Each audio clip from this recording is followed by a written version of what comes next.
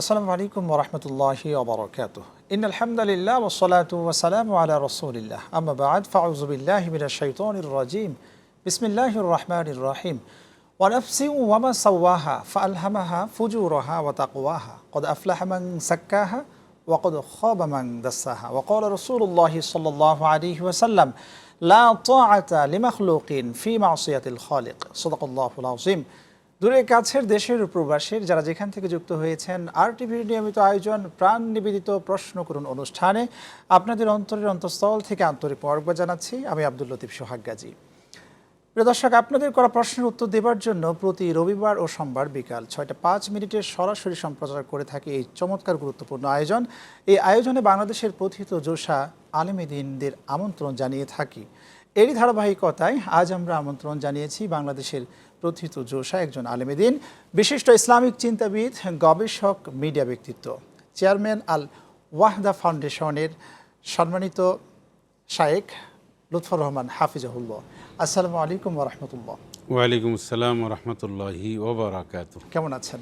আলহামদুলিল্লাহি রাব্বিল আলামিন, আলহামদুলিল্লাহ ভালো আছি। আলহামদুলিল্লাহ। প্রিয় দর্শক, আমরা পরিচয় হলাম আল ওয়াহদা ফাউন্ডেশনের চেয়ারম্যান শায়েখ লুৎফর রহমান হাফিজাহুল্লাহর সাথে। আজকের আলোচ্য বিষয়ে আমরা রেখেছি ইসলামের দৃষ্টিতে দিবসের গুরুত্ব ও তাৎপর্য। বিভিন্ন দিবস আমরা পালন করে থাকি আমাদের সমাজে প্রচলিত এবং প্রকৃত ইসলামের দৃষ্টিভঙ্গি কী, এই বিষয়টির উপর প্রশ্ন রাখুন এবং একই সাথে টিভি স্ক্রিনে দেখানো নম্বরে ফোন করে প্রশ্ন করতে পারেন। আপনার জীবন ঘনিষ্ঠ যেখানে ইসলামিক সমাধানের প্রয়োজন, কোরআন, সুন্নাহ এবং বিজ্ঞান ভিত্তিক, সেখান থেকে প্রশ্ন করুন। ইনশাআল্লাহ আমরা কোরআন, সুন্নাহ এবং বিজ্ঞান ভিত্তিক আপনাদের করা প্রশ্নগুলোর উত্তর দেবার সর্বোচ্চ চেষ্টা করব ইনশাআল্লাহ। এবং একই সাথে প্রশ্ন লিখুন RTV ফেসবুক পেজ এবং RTV ইসলামিক শো ফেসবুক পেজের কমেন্টে আপনার পছন্দের প্রশ্নটি লিখুন, সেখান থেকেও প্রশ্ন সংগ্রহ করে আমরা উত্তর দিয়ে থাকি। জি আলহামদুলিল্লাহ, রব্বে কারিমের কাছে শুকরিয়া আদায় করছি, আপনাকে আমরা পেয়েছি এবং একই সাথে আপনি দীর্ঘদিন ধরে কোরআন সুন্নাহর কাজ করছেন।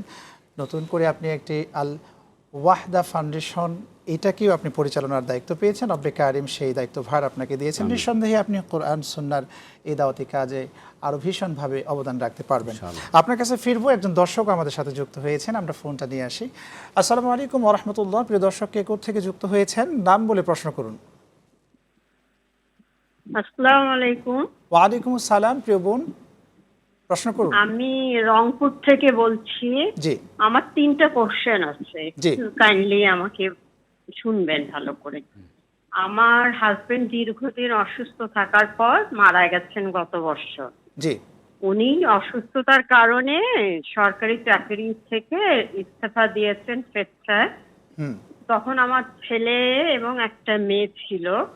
তখন আসলে আমার ইনকামের কোনো সোর্স ছিল না। উনি যে রিটায়ারমেন্টের পর যে টাকাটা পেয়েছিল, আমি সঞ্চয়পত্র কিনে এতদিন সঞ্চয়পত্র দিয়ে আমার সংসারটা চালিয়েছি। জি। এখন আমার ছেলে পাশ করে বের হয়েছে, কিন্তু এখনো কোনো তেমন চাকরি ইনকাম নেই, করছে না বা এরকম। বিয়ে করেনি। জি, জি। তারকে যদি আমি বিয়ে দেই তাহলে কি, মানে সরি, তার আগে হচ্ছে আমার এই ইনকামটা তো আমি জানি হালাল প্রশ্নগুলো হয়নি। স্পেসিফিক করতে হবে। হ্যাঁ, এখন এখানে ডিটেইলস। আমি তো খেয়ে ফেলেছি যা ইনকাম, মানে লাভ বা লভ্যাংশ যেটাই বলেন না কেন, আমি তো সংসারের পিছনে ব্যয় করে ফেলেছি। প্রশ্নটা কি? এখন আমার আমি এটা থেকে মুক্তি কিভাবে পাবো? আমি এখন ওকে, আপনি থাকুন। আপনি 3টি প্রশ্ন করতে চেয়েছেন, কিন্তু যতটুকু আপনার প্রশ্নটা আমরা বুঝেছি সেই ক্ষেত্রে আমরা উত্তরে যাব ইনশাআল্লাহ। জি। বিসমিল্লাহির রহমানির রহিম, নাহমাদুন সাল্লি আলা রাসূলিল কারীম, আম্মা বাদ। আমার মনে হয় আমাদের বোনের প্রশ্নের উত্তর দিয়ে আমরা শুরু করতে পারি। উনি অনেক কথা বলেছেন, এর মধ্যে মুদ্রা কথা হচ্ছে যে একটা অবৈধ টাকা বা 2টি প্রশ্ন এখানে। একটা হচ্ছে স্বামী রেখে গিয়েছেন, একটা ওই টাকাটা হয়তো সহিশুদ্ধ ছিল না, যেহেতু উনি এইটা সেটা কিনেছেন। তো উনি এটা জানা পরে এখন তো উনি খেয়ে ফেলেছেন, উনি ইস্তেগফার পাঠ করবেন, আর যদি পারেন যে টাকাগুলি অবৈধ মনে হচ্ছে সেগুলি আল্লাহর রাস্তায় আবার রিটার্ন করে দেবেন। সেকেন্ড ইস্যু হচ্ছে ওনার স্বামী ওনাকে দিয়ে গেছেন টাকা পয়সা, এখন ছেলেকে দেওয়া উচিত ছিল, ছেলেরাও তো প্রাপ্য, উনি এখন খেয়ে ফেলছেন, হয়তোবা ওনার দেওয়ার কোনো অ্যাবিলিটি নাই। সেক্ষেত্রে ছেলে এবং মা এর মধ্যে সমঝোতা আনতে হবে।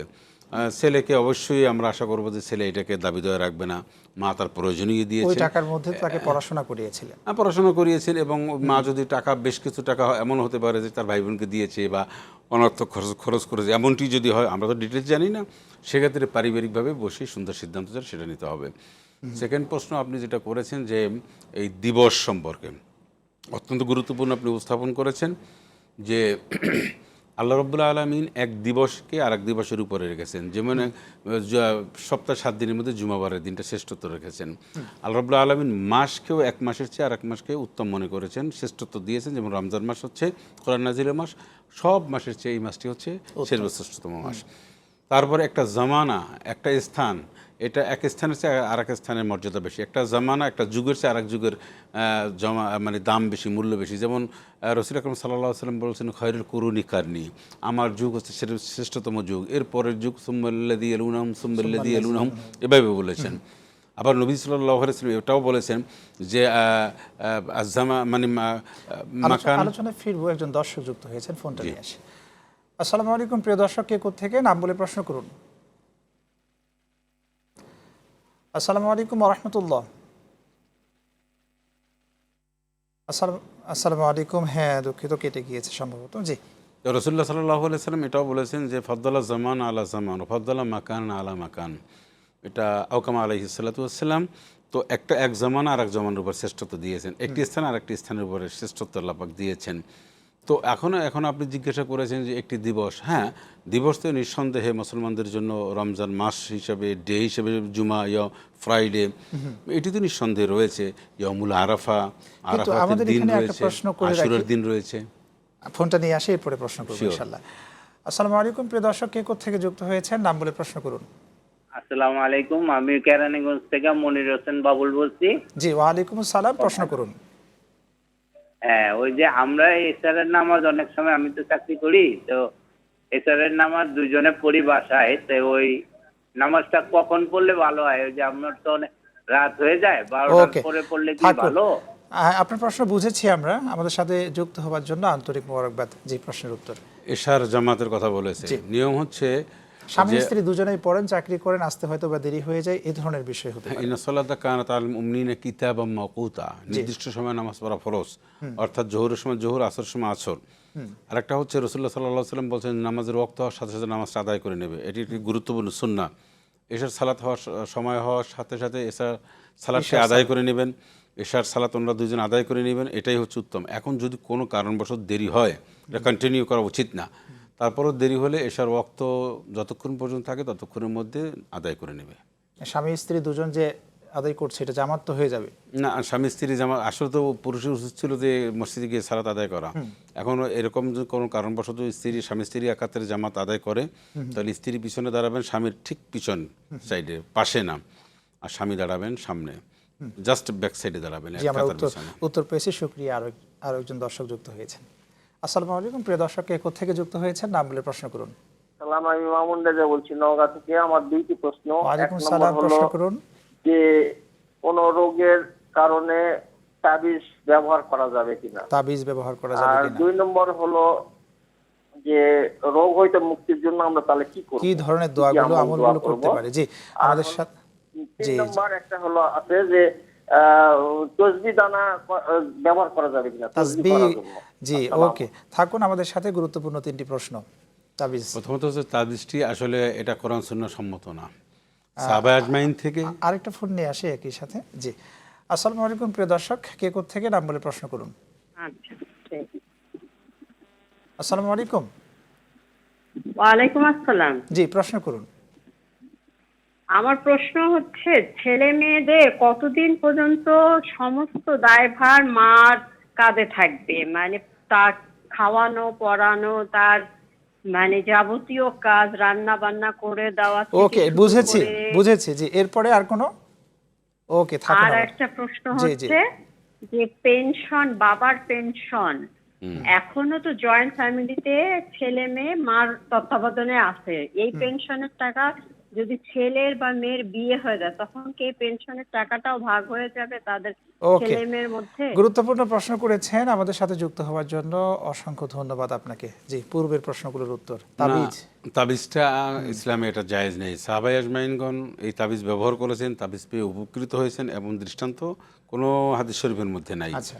আচ্ছা, সেকেন্ড ইস্যু হচ্ছে যে ঝাড়ফুঁক রয়েছে, যেটা রাসূল আকরাম সাল্লাল্লাহু আলাইহি সাল্লাম করেছেন, সাহাবায়ে আজমাইনগণ আমলটি করেছেন, এইগুলি কোরআন এবং সুন্নাহ সম্মত। কিন্তু তাবিজ ঝুলিয়ে রাখা এটা একটা শিরকের পর্যায়ে পৌঁছে যায়। সেই জন্য এটা সমস্ত ওলামায়ে কেরাম, হক্কানি ওলামায়ে কেরামরা বলছেন নো, এটা ইসলামে বৈধ নাই, এবং এ ব্যাপারে সহি কোনো রেফারেন্স রওয়ায়েত কোথাও নাই যে তাবিজ ব্যবহার করেছেন, তাবিনরা করেছেন, এটা নেই। 2 নম্বর হচ্ছে যে তাবিজ ব্যবসা যারা করে এটার ব্যাপারে হাদিসে অনেক কথা রয়েছে, এটা একটি নাজায়েজি কাজ। সেকেন্ড প্রশ্ন ছিল ওনার, বোধহয় আর কি প্রশ্ন ছিল ওনার? প্রশ্নগুলো আপনাকে বলবো, আরেকটা ফোন নিয়ে আসি। জি শিওর। আসসালামু আলাইকুম প্রিয় দর্শক, কে কোত্থেকে নাম বলে প্রশ্ন করুন। ওয়ালাইকুম আসসালাম। আমি রাজবাড়ি থেকে মোহাম্মদ আসলাম বলছিলাম। জি আমার প্রশ্ন হলো যে যেখানে ঘুমাই আমরা বিছানায়, জি বিছানায় খানা খাওয়া যাবে কিনা, আর স্বামী স্ত্রী ডানে বা বামে শোয়া বা চলাচলের কোনো নিয়ম আছে কিনা? নিয়ম আছে কিনা, এই প্রশ্নের উত্তর জানতে হলে থাকতে হবে আমাদের সাথে। প্রিয় দর্শক, আপনারা দেখছেন আর টিভির নিয়মিত আয়োজন প্রাণ নিবেদিত প্রশ্ন করুন অনুষ্ঠান। সময় হয়ে গেল বিরতি নেবার, আমাদের সঙ্গেই থাকুন, ফিরছে একটু পরে ইনশাল্লাহ।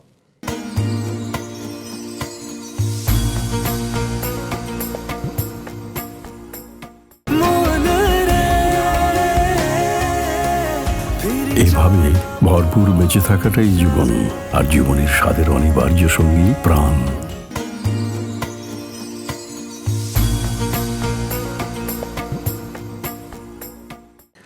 প্রিয় দর্শক, বিরতির পর ফিরে এলাম আপনাদের প্রিয় অনুষ্ঠানে। আপনারা দেখছেন আর টিভির নিয়মিত আয়োজন প্রাণ নিবেদিত প্রশ্ন করুন অনুষ্ঠান। আজকের অনুষ্ঠানে আলোচনায় আছেন শাইখ লুৎফর রহমান হাফিজাহুল্লাহ, চেয়ারম্যান আল ওয়াহদা ফাউন্ডেশন।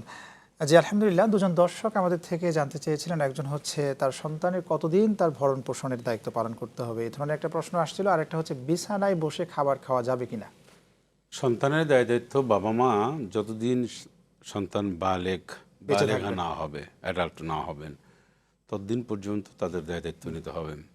তবে সন্তান যদি প্রতিবন্ধী অথবা এমন সব অসুস্থ থাকেন যে এই অসুস্থতার জন্য বাবা মার হেল্প যথেষ্ট দরকার, সেক্ষেত্রে সন্তান যতদিন পর্যন্ত ভালো সুব্যবস্থা না হবে, এমন আছে না আমাদের আত্মীয় স্বজনের মধ্যেও রয়েছে যে সন্তানটি প্রতিবন্ধী টাইপের, বা 18 বছর বেশি বয়স হয়ে গেছে, 25 বছর হয়েছে, ভালো খেতে পারে না, চলতে পারে না, পড়তে পারে না, তখন তো বাবা মারই দায়িত্ব। এটা তো ইসলাম তাকে দিয়েছেন। তবে বালেগা হওয়ার সাথে সাথে তার দায়িত্বটা মূলত হয়ে যায়। কিন্তু এর পরেও যদি বাবা মা ছেড়ে দেয়, তাহলে সন্তান তো আসলে আমাদের দেশের যে পরিবেশ, সন্তান ভালো একটা বুঝ না হওয়া পর্যন্ত তাকে রাখা উচিত। এখানে আরেকটু ছোট্ট করে প্রশ্নটা একটু বলেন। উনি ওখানে আরেকটা প্রশ্ন যুক্ত করেছিলেন, পেনশনের টাকা, তার হাজবেন্ডের টাকা, এটাও কি স্ত্রী সন্তান সন্ততি তাদের মধ্যে ডিস্ট্রিবিউশন করতে হবে কিনা? আচ্ছা, বাবা মায়ের টাকা মানে পেনশনের টাকা হোক আর যেটা হোক, বলছে যে বিবাহ হয়ে যাওয়ার পরে তারা পাবে কিনা। হ্যাঁ, যদি বাবা মায়ের সম্পদটা, যদি বাবা মা না থাকেন আর পেনশনের টাকা রেখে যাক, তারপরে যে কোনো ব্যবসায়িক টাকা রেখে যাক, যে কোনো সম্পদ রেখে যাবে, এটা শরীয়সম্মতভাবে বাবার মৃত্যুর পর সন্তানদের মাঝে এটা অধিকার বন্টন হবে ঠিক সেভাবে, পেনশনের টাকা হোক আর ব্যবসায়িক টাকা হোক, ইসলামের দৃষ্টিকোণ থেকে। বিছানায় বসে খাবার খাওয়া যাবে, বিছানায় বসে খাবারের আসলে খাবারের উত্তম নিয়ম হচ্ছে রাসূল আকরাম সাল্লাল্লাহু আলাইহি ওয়াসাল্লাম তিনি খাবার একটা দস্তরখানা বানাতেন, দস্তরখানা বানানো সুন্নাহ, বারাকা হয়। সেকেন্ড ইস্যু হচ্ছে বা উনি নিচে বসে খেতেন, এক পা জাগিয়ে অথবা আত্মাহিত সুরতেও বসে খেতেন। আসন দিয়ে আমরা যেভাবে বসি সেভাবে উনি খেতেন না। কুলকামাই একুরুল আব্দ, একবার রাসূল আকরাম সাল্লাল্লাহু আলাইহি ওয়াসাল্লাম আসনটা ভালো করে বসে খাচ্ছিলেন, আর তখন আল্লাহ পাক বলেন কুলকামাই একুরুল আব্দ, আপনি কি একজন সাধারণ মানুষের মনিবের সামনে যেভাবে খায় আপনি সেভাবে খাবেন? তখন তিনি কিন্তু হাঁটুটা মানে সুন্দর করে সুন্নতি কায়দায় বসেছিলেন। তবে বিছানায় খাইলেও অনেকে মনে করে লক্ষ্মী থাকে না, এইটা সেটা অনেক কথা বলে, এই কথার ভিত্তি ইসলামে নেই, এগুলো ঠিক না, ঠিক না। আচ্ছা, আমরা যে আলোচনায় ছিলাম, আজকের আলোচ্য বিষয়ে আমরা দিবস সংক্রান্ত আলোচনা করছিলাম, ওইটাতে যাব। কিন্তু আরেকটি প্রশ্ন ছোট্ট ছিল যে স্ত্রীর শোয়ার একটা বিষয়, ডানে বামে এই ধরনের একটা বিষয় জানতে চাই। স্ত্রী আসলে মানে এটা দুনিয়ার একটা অনেক সময় বলে মানুষের বাম পাশে থাকে, তো এটার এমন কোনো ম্যান্ডেটরি একটা সিস্টেম নেই যে স্বামীর অবশ্যই ডান পাশে শুইতে হবে অথবা বাম পাশে শুইতে হবে। না এইরকম ম্যান্ডেটরি শোয়া সুন্নাহ আছে, কিন্তু এই ডানে বামে স্বামী বা স্ত্রী রিক্সা এই উঠলে বিষয়গুলো গাড়িতে নিয়ে- উঠলে অনেকে মনে করেন, আবার ঘুরে নিজে স্বামী ওঠেন, মনে করেন যে স্বামী স্ত্রীকে এই পেশে রাখা উচিত না, এটা ঠিক না। জি, দিবসে আমরা দেখি যে বাবা দিবস, মা দিবস পালন করা হয়। ইসলামের দৃষ্টিভঙ্গি কি এরকমটা আছে, একদিনের জন্য বাবা দিবস, সেই দিনের জন্য পিতামাতার প্রতি ভালোবাসা? বাবা দিবস, মা দিবস, এইটা ইসলামে নাই। বাবা এবং মা একজন সন্তান জীবনে যতদিন বেঁচে থাকবেন, এই টোটাল জীবনেই উনি বাবা মা প্রতিটা মুহূর্তে তিনি উইশ করবেন, প্রতিটা মুহূর্তে তার খোঁজখবর রাখবেন। সন্তান যতদিন বেঁচে থাকবেন, বাবা মা মৃত্যু হয়ে যাওয়ার পরে প্রতিনিয়ত 5 ওয়াক্ত নামাজই উনি দোয়া করবেন, রব্বির হামহুমা কামা রব্বায়ানি সগীরম। জীবিত থাকা অবস্থায় সব ধরনের রেসপন্সিবিলিটি যতটা সম্ভব অতটা সন্তান নেবেন। এইটা বছরে একবার করে, এইটা বেদাত। এটা আমরা মুসলিম, আমাদের বাবা মায়ের প্রয়োজন স্মরণ মুহূর্তে মুহূর্তে, প্রয়োজন অপ্রয়োজনে সবসময় সব সময়ের জন্য আমাদের বাবা মা। আমরা কেন মাসে 1 দিন 2 দিন আমাদের বাবা মা সবসময় হৃদয়। কারণ আল্লাহ রাব্বুল আলামিন বলছেন, ওয়াসাইনাল ইনসানা বিওয়ালিদাইহি হামালাতুহু ওয়াহানান আলা ওয়াহানান ওয়া ফিসালুহু ফি আমাইন আন ইশকুর লি। এই আয়াতের মধ্যে একাধিক জায়গায় আল্লাহ বলছেন, তুমি তোমার বাবা মাকে উইশ করবে, তার টেক কেয়ার করবে, তার সেবা করবে, যত্ন করবে, এ ব্যাপারে কোনো ছাড় নাই আল্লাহর পক্ষ থেকে। কারণ তোমাকে মাসের পর মাস তিনি গর্বে রেখেছেন, কষ্টের উপর কষ্ট সে বহন করেছেন। সুতরাং বাবা মা দোয়া যদি থাকে সাথে, ভয় নাই দুনিয়া ও আখেরাতে।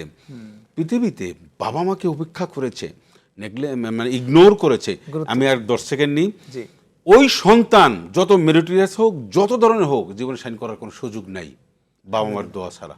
আলহামদুলিল্লাহ, খুবই গুরুত্বপূর্ণ আলোচনা শুনছি। একজন দর্শক যুক্ত হয়েছেন, ফোনটা নিয়ে আসি। আসসালামু আলাইকুম ওয়া রাহমাতুল্লাহ। প্রিয় দর্শক, কে কোত্থেকে, নাম বলে প্রশ্ন করুন। আসসালামু আলাইকুম। ওয়ালাইকুম আসসালাম। জি, প্রশ্ন করুন। আসসালামু আলাইকুম। ওয়ালাইকুম সালাম, শুনছি। বলছিলাম চেহারা নামাজ চেয়ারে নামাজ পড়া যাবে কিনা? জি, টেলিভিশনের ভলিউম কমিয়ে প্রশ্ন করতে হবে। চেহারা নামাজ পড়লে, হ্যাঁ, পা দুটো ঝোলে। আমরা চেয়ারে কিভাবে নামাজ পড়তে হবে আমরা বুঝতে পেরেছি। থাকুন আমাদের সাথে, আপনার করা প্রশ্নের উত্তর দিয়ে আমরা আলোচনায় ফিরতে চাই। পূর্বের প্রশ্নের উত্তর হয়ে গেলে প্রিয় বলে এখন এইটাই চেয়ারে নামাজ। আচ্ছা, চেয়ারে নামাজ পড়া নিয়ে একটা বিশ্লেষণমূলক কথা। ওলামায়ে কিরামরা এখানে দ্বিমত পোষণ করেছেন। কেউ বলছেন বসে পড়তে পারবে শর্ত সাপেক্ষে, কেউ বলেছেন পারবে না, কারণ রাসূল সাল্লাল্লাহু আলাইহি ওয়াসাল্লামের সময় চেয়ার ছিল না। তবে রাসূল আকরাম সাল্লাল্লাহু আলাইহি ওয়াসাল্লামের চেয়ারটা ওইভাবে না থাকলে হুবহু নবী সাল্লাল্লাহু আলাইহি ওয়াসাল্লাম তিনি উটের উপরে, বাহনের উপরে নামাজ পড়েছেন। এখন আপনি কিছু মাসালা হয় সিচুয়েশনের উপর নির্ভর করে। যেমন একজন মানুষ, তার মেরুদণ্ডে আঘাত, সে সিজদা দিতে পারে না, সে রুকু দিতে পারে না, তাহলে সে নামাজটা কিভাবে পড়বে? দাঁড়াতে পারে না। অনেক মানুষ রয়েছে দাঁড়ালে দীর্ঘ সময় ওনার মাথায় হয়তো হয়, পড়ে যাওয়া হয়, তাহলে উনি বসে নামাজ পড়তে পারবেন। কিন্তু বসে নামাজ পড়তে ওই ব্যক্তি পারবেন না যিনি হাঁটা চলা করেন, সব কিছু করেন, বাজারঘাট করেন, সব মর্নিং ওয়াক করেন, সব ঠিক আছে, মসজিদে আসলে চেয়ারটা বসে পড়ে, ওই লোকের চেয়ারে বসা ঠিক না, ঠিক হবে না। আমরা উত্তরটা পেয়েছি। আরো একজন দর্শক যুক্ত হয়েছেন।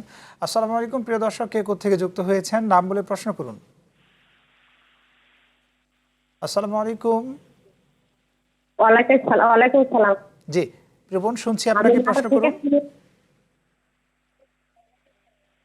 ওযু করার পরে গলাতে কাশ বের হয়, ওযুটা থাকবে? ওযু করার পরে, বুঝতে পেরেছেন, আবার প্রশ্নটা করুন। যদি কাশ, ওযু করার পরে গলাতে যদি হয়, তো ওযুটা থাকবে? আচ্ছা, ওযু করার পরে, ওকে থাকুন, ওযু করার পরে গলা দিয়ে যদি কোনো পানি বের হয়, না, উজু করার পরে গলা দিয়ে যদি স্বাভাবিক বমিটা, মানে কাশটা আসে, সমস্যা নাই। কিন্তু উজু করলে যে মানে যদি বমি আসে, ঠিক আছে, অথবা এমন কোনো রক্তপাত হয় বা শরীর অঙ্গ কেটে গেলে রক্তটা গোড়ায় যদি যায়, এমনটি হয় যে রক্তটা যদি গোড়ায় পড়ে যায়, এরকম পরিমাণে রক্ত বের হলে উজু আর থাকে না, উজু আর থাকে না। নর্মাল কাশি আসলে অথবা অনেক সময় ঢেকুর টেকুর আসে, এতে কোনো সমস্যা নেই। অনেক সময় ঢেকুর হয়ে গ্যাসের কারণে সমস্যা হতে পারে, অন্য কোনো কারণে অধিক পরিমাণ যদি বমিটা হয়, সেই ক্ষেত্রে ওলামা একরাম বলেছেন যেটা উজু করে চলে যাবে। আমাদের সমাজে আরেকটা বিষয় আমরা দেখছি যে এটা কি নেক্সট সুরাতে ধোঁকা হয় কিনা, যে বিভিন্ন ধরনের দিবস ইস্যুগুলো নিয়ে এসে, যেমন ভালোবাসা দিবস আমাদের সমাজেও কিন্তু হয়, এই বিষয়গুলো আমরা দেখি, যার ফলশ্রুতিতে আজকের সমাজের যুব সমাজের মধ্যে এটা ব্যাপক প্রভাব পড়েছে। এটা ঘটাও করে পালন করা হয়। এই বিষয়ে আপনি কি বলবেন? জাঁকজমকভাবে ভ্যালেন্টাইন্স ডে, তারপরে নানান দিবসগুলো যে পালন করা হচ্ছে বাংলা এবং ইংরেজিভাবে এবং মাল্টিপল আকারে, বিশেষ করে ছেলে মেয়েদের যে গ্যাদারিংটা সেখানে হচ্ছে এবং সেখানে দুর্ঘটনার শিকার হচ্ছে। একবার ঢাকা ইউনিভার্সিটিতে বাঁধন নামক একটা মেয়ে, তার অনেক শ্লীলতাহানি ঘটেছে। এই ঘটনা তো বিভিন্ন জায়গায় ঘটে। সেই জন্য ইসলাম বলছে যে ইসলাম এই সমস্ত দিবসে বিশ্বাসী না। ইসলাম হচ্ছে কমপ্লিট একটি জীবন ব্যবস্থার নাম। তো সেক্ষেত্রে আপনি মনে রাখবেন, যদি এমন হয় যে ইসলামের বাইরে কোনো দিবস নয়, আপনি ইসলামের মধ্যে দিবস রয়েছে, আপনার আরাফাতের দিবসে আমরা রোজা রাখি, আশুরার দিন আমরা পালন করি, এরকম তো আমরা করি, সবে কদর আমরা করি, তো এগুলি তো আমাদের মধ্যে রয়েছে। ঈদ আমরা পালন করি, 2টা ঈদ আল্লাহ আমাদেরকে দিয়েছেন, আল্লাহ রসুল দিয়েছেন। সুতরাং নিজস্ব তৈরি করা যে সমস্ত ডে রয়েছে, ডে উদযাপন করা হয়, অকেশনাল যে সমস্ত উদযাপন করা হয়, প্রোগ্রাম করা হয়, এগুলি আসলে মানুষের কল্যাণ আসে না। মানুষ এখানে বিভিন্ন চটকদায়ক নানান ধরনের সুযোগ সুবিধা, আরামায়েশ, যুবকদের বেশ কিছু অপশন সেখানে রাখা হয়, বিধায় তারা উপচে পড়ে একটা ভিড় জমে, কিন্তু দিন শেষে ক্ষতি হয়। জি, গুরুত্বপূর্ণ আলোচনা শুনছি। আপনার কাছে ফিরবো, একজন দর্শক যুক্ত হয়েছেন। আসসালামু আলাইকুম, প্রিয় দর্শক, কে কোত্থেকে যুক্ত হয়েছেন, নাম বলে প্রশ্ন করুন। আসসালামু আলাইকুম। ওয়ালাইকুম সালাম, শুনছি আপনাকে, প্রশ্ন করুন। হুজুর, আমি প্রশ্ন করছি যে আমি যদি নামাজে দাঁড়াই, তা আমি নামাজের থেকে যদি বের হই, যে আমি নামাজের থেকে বের হই যে দোয়া করি, দোয়াটা যদি আমার আবার কি বের হয়ে গেলে তখন কি আবার দোয়াটা পড়তে হয়, যায় নামাজের দোয়াটা?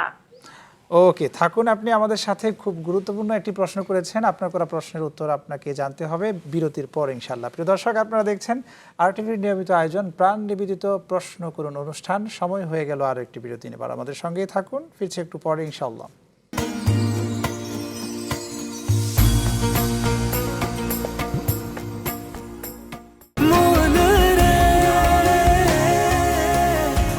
এভাবে ভরপুর বেঁচে থাকাটাই জীবন, আর জীবনের স্বাদের অনিবার্য সঙ্গী প্রাণ।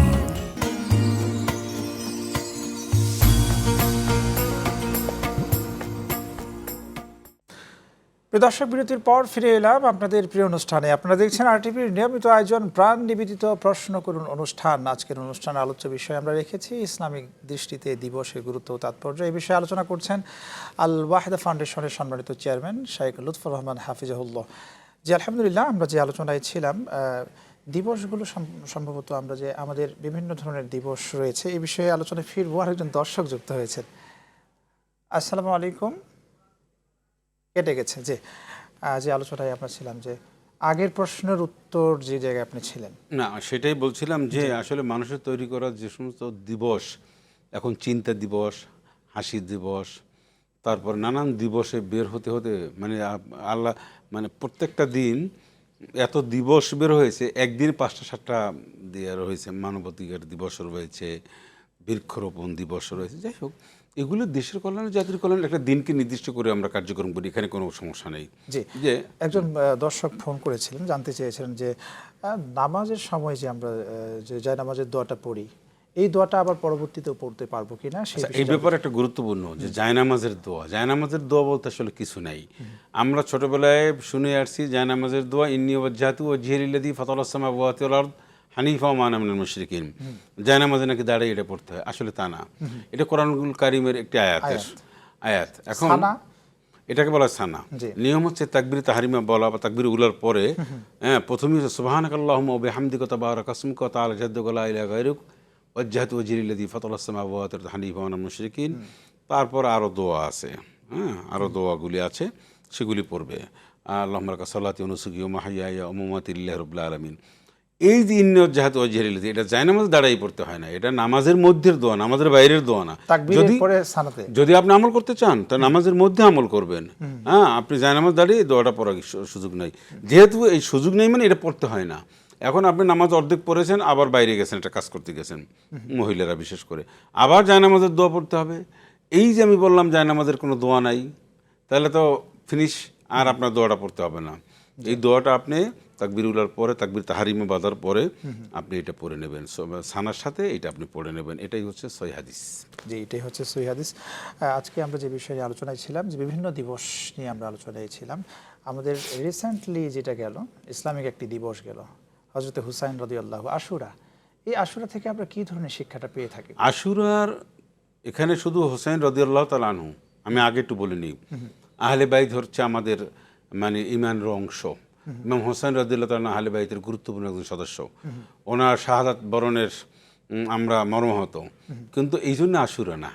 আশুরার দিনে ঘটনা ঘটেছেন ঐতিহাসিকরা বলেন, সেই জন্য এইটার গুরুত্ব মুসলমানদের কাছে বেশি পেয়েছেন বিধায় এইটাকে আমরা হাইলাইটস করি। বাট এটা এর অর্থই নয় যে এই দিনটাকেই শুধুমাত্র আশুরা বলা হয়। মূল হচ্ছে কোরআনে বলছে মুসা আলাইহিস সালাতু ওয়াস সালাম ফেরাউনের কবল থেকে আল্লাহ মুক্তি দিয়েছিলেন, সমুদ্র থেকে পার করেছিলেন, ফেরাউনকে সমুদ্রের মধ্যে ডুবিয়ে মেরেছিলেন। এই ঘটনা কেন্দ্র করেই মুসা আলাইহিস সালাতু ওয়াস সালামের উম্মতেরা একটা শুকরিয়া স্বরূপ রোজা রেখেছেন।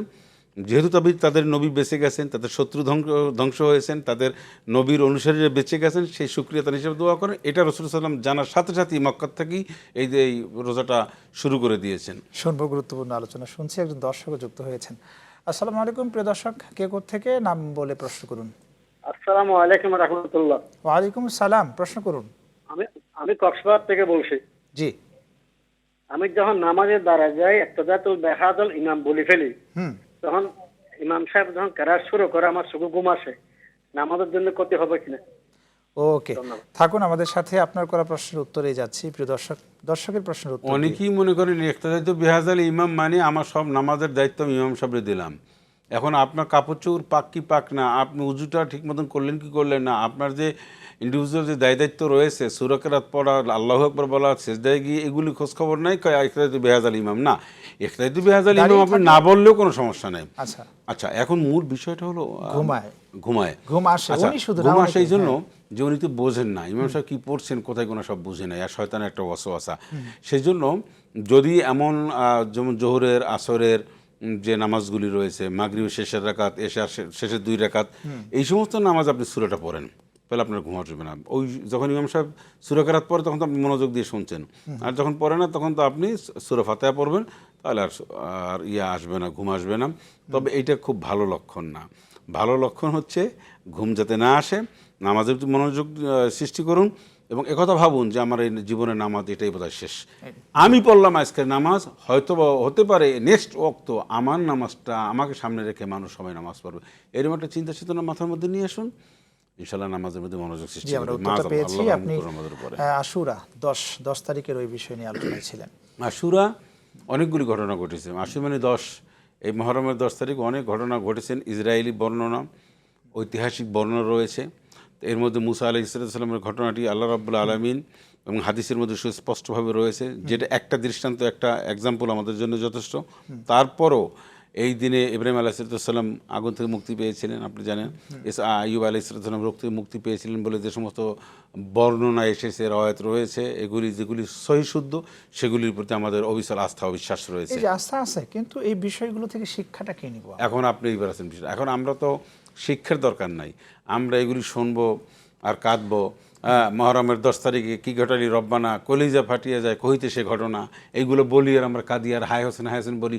ইমাম হোসেন রাদিয়াল্লাহু তাআলা সত্যকে প্রতিষ্ঠা করার জন্য তিনি তার 72 জন সঙ্গীকে নিয়ে শাহাদাত বরণ করলেন, আর আমরা রাস্তায় নেমে বলি হায় হোসেন। এইগুলি কোন ধরনের? আমরা অন্যায়ের পক্ষে। ইমাম হোসেন রাদিয়াল্লাহু তাআলা নামাজ পড়তেন, তিনি কখনো ধূমপান করেননি, তিনি সুন্নতি লেবাস তার মধ্যে ছিলেন, সত্যতা ছিলেন। আর আমরা কি অবস্থা মিছিল, তাজিয়া মিছিলের নামে কি শুনছি। একজন দর্শক যুক্ত হয়েছেন, ফোনটা নিয়ে আসি। আসসালামু আলাইকুম প্রিয় দর্শক, কে থেকে যুক্ত হয়েছেন, নাম বলে প্রশ্ন করুন। হ্যালো। হ্যাঁ, শুনছি আপনাকে, প্রশ্ন করুন। আসসালামু আলাইকুম। কেটে গেছে।